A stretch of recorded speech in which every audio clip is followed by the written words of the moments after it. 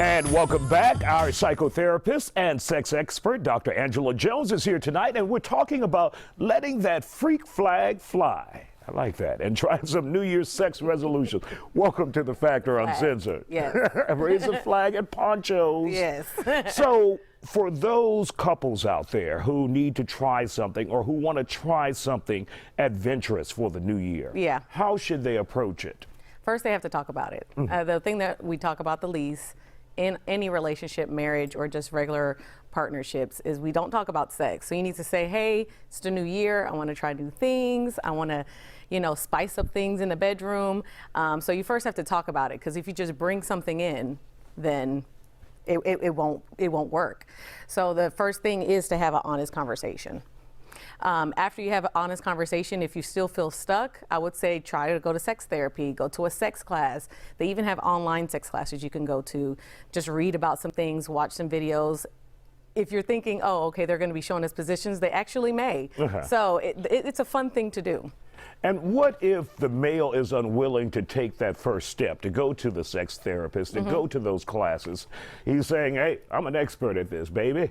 And he can be an expert, so you ask him, what do you want? What is it that you want to try? Because I'm sure there's something he has hidden in his pocket that he wants to try. And even if it's something outrageous, that at least gets the conversation started. So as long as you get the conversation. You can work your way down. You can work your way down. From swinging from the rafters. Swinging from the rafters to just sitting on the floor. It doesn't even matter. But you just have to start the conversation. He may think he has everything in the bedroom, but a man will always want to satisfy his woman. Absolutely. Now, one of the things that you mentioned or you touched on is seeing positions or watching a video. What about couples who may watch porn together, or they haven't, but the husband wants his wife to join, or vice versa? I think that's okay, as long as it's for a healthy reason. The borderline is does this person have a sex or porn addiction? Okay, so that'll be something else. That's another topic. But if it's a healthy thing, like, hey, I want to just watch some things together, maybe we could learn something together,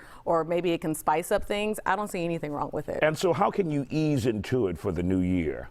Ease into. And I mean different types of things. What are some things to begin with for those who may be looking for that first step? The first thing to do, or something that usually helps, is like if you find an article or maybe something on YouTube or even an Instagram page that focuses on sex, you can say, hey, look, I read this. What do you think about this? That kind of eases somebody into it. It's an uncomfortable conversation, but once you actually start talking about it, it becomes second nature. And of course, you still have a list up there. What other suggestions?